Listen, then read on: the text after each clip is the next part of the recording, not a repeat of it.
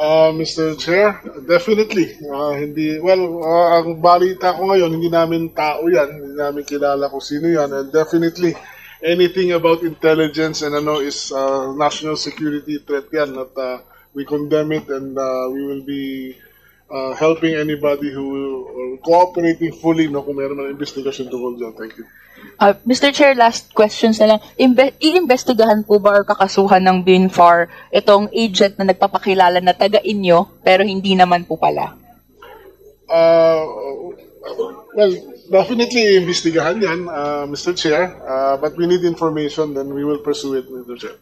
And last question, ano pong mechanisms in place po ba so that DA and BFAR can ensure that this will not happen again? Farmers, fisherfolk are aggrieved. They want to provide their grievances po in proper avenues, pero meron pong iilan na gagamitin yung pangalan po ng agencies ng mga honorables, Mr. Chair, para gumamit for other purposes, na nefarious naman. So, pwede pong matanong, ano pong mechanisms in place?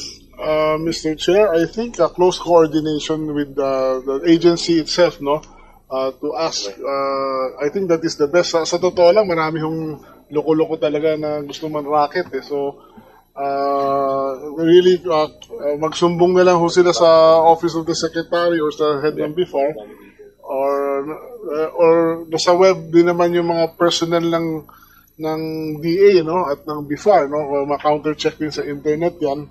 Although they can make their fake accounts, better coordination, I suggest, Mr. Chair. Thank you. We will furnish the details as necessary, Mr. Chair, and we're looking forward to receiving the reports in due time. Thank you, Mr. Chair. Thank you very much, Representative Ko. And if I may just add, since the good secretary is a good friend of mine, and I assure you, his office is always open.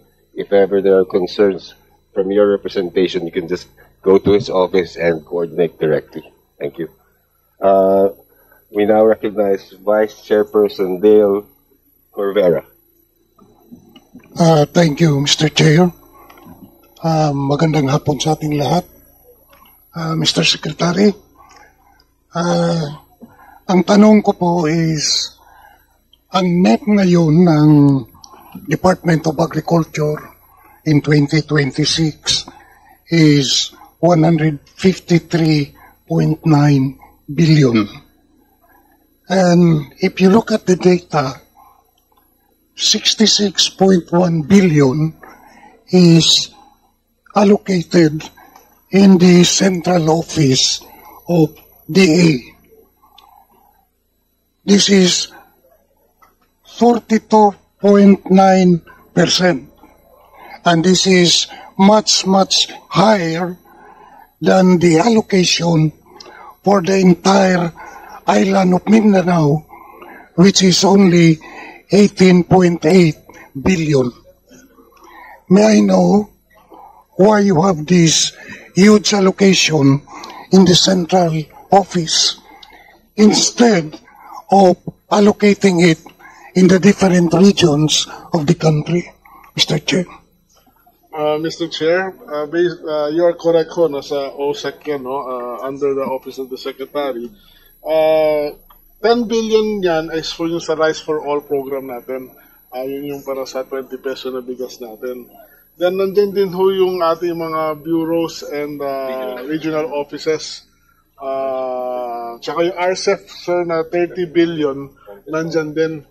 So, kung tatanggalin mo yung RCEF na 30 billion, tapos tatanggalin mo yung RFA na 10 billion, nasa 40 billion na yan.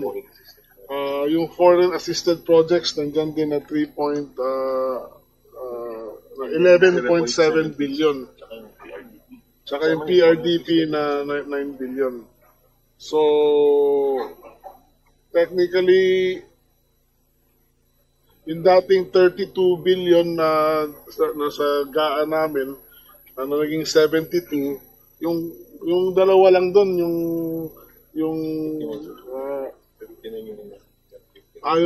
sorry, yung 50, from 32 to 59, 30 billion dyan yung RCEF na and another 10 billion dun sa Rice for All. So technically, pag tinanggal mo yun, mas maliit pa actually this year versus last year, Mr. Chair. Thank you, Mr. Chair. I was once an RDC chair in Caraga region, and the RDCs are tasked to evaluate budget proposals from regional line agencies to be submitted to the central offices of departments para maisama sa NEP.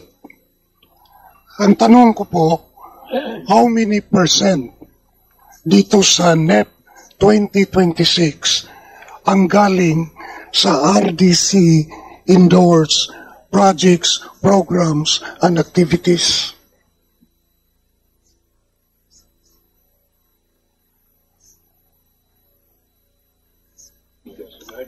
Mr. Chair, I don't know how to exactly answer that question, pero actually yung budget na to was crafted in consultation with all the regions, RDCs, with the RDCs pala. Kasi experience po namin, mabuti na lang kung may 30% na galing sa RDC endorsed projects, programs, and activities na naisama sa NEP.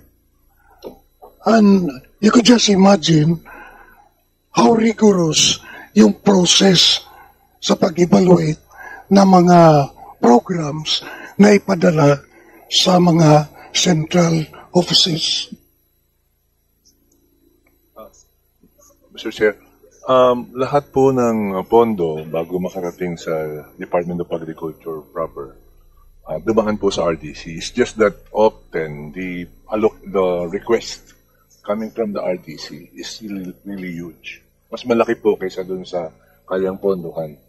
Kaya po ang nangyayari, just a percentage. Minsan 30%, minsan 40%, depende na po kung magkano po yung ibibigay na limit sa amin. But lahat po ng budget na manggagaling sa region, ayun po ay dumaan sa RDC. Wala po kaming tinatanggal. Kasi tingin po namin, parang walibala, parang wala meaning yung mga ginagawang evaluation ng RDC. Kasi kunti lang ang may pasok sa NEP. Hindi sinusunod.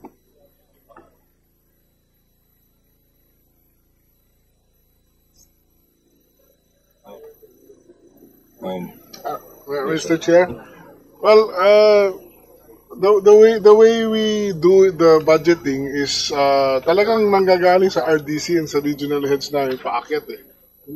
I do not do it.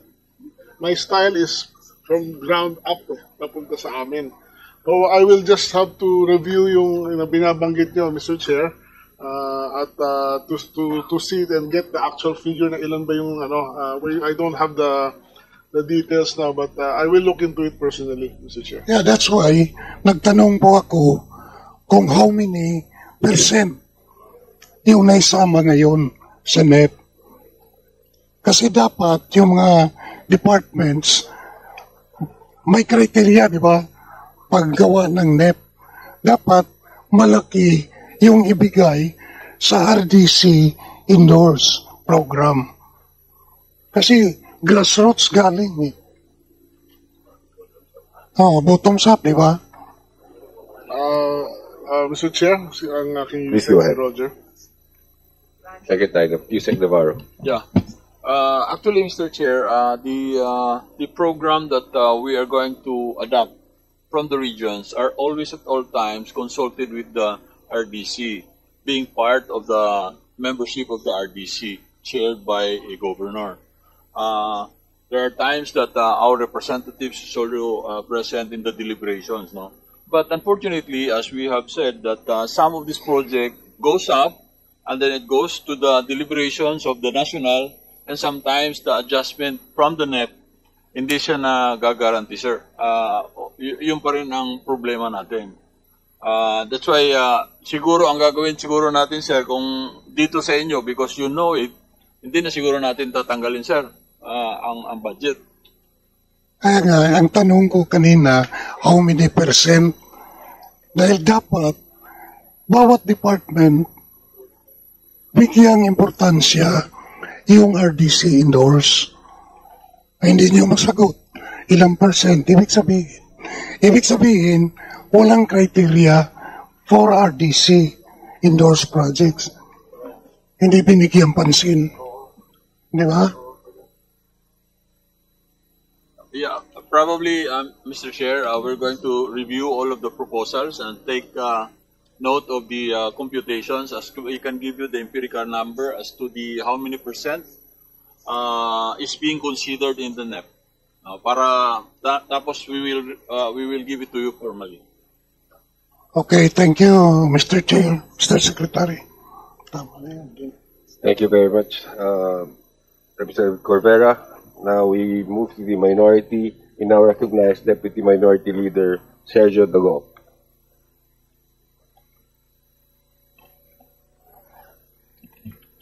Thank you, Mr. Chair. Magandang hapon po sa ating lahat. Lalong-lalo na po sa DE at saka sa National Irrigation. I totally agree with the statement this morning of the Secretary na the ultimate secret of how to increase our rice production is irrigation. 2 taon ko po na sinasabi yan in the plenary. Kaya po, kahit representative ako ng power sector, wala akong absent dito sa mga hearing sa Department of Agriculture kasi hindi lang po si Alice Go ang lumaki sa farm. Lumaki din po ako sa farm. Now, narinig ko po yung report ni Admin Gillian.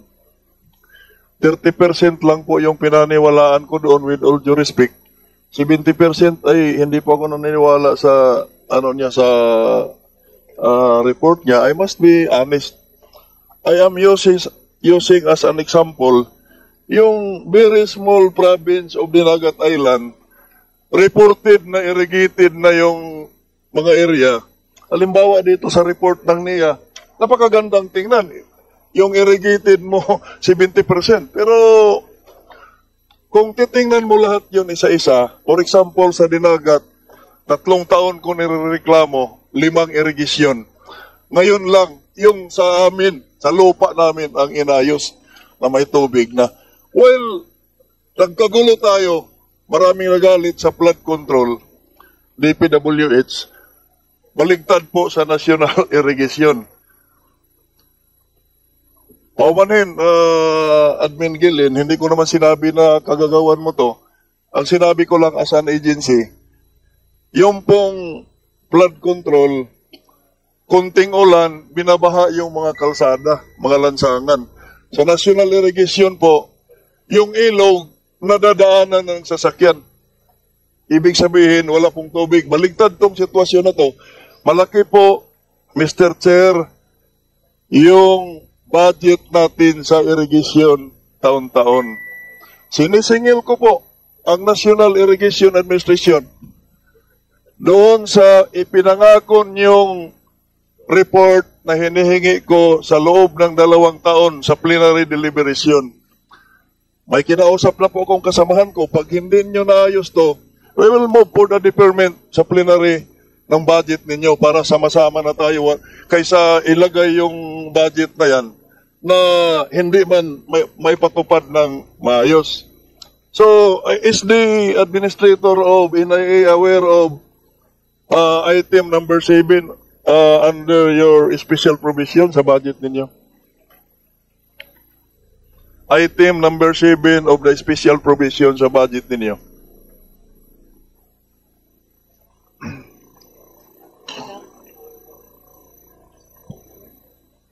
Patrick. Hindi lang, Mr. Chair. Titignan po natin. Yung po, Mr. Chair, ang palatandaan na hindi po totoo. Yung provision na yan, Mr. Chair, for the information of the administrator, nire-require ka po na mag-report quarterly doon sa I quote, no,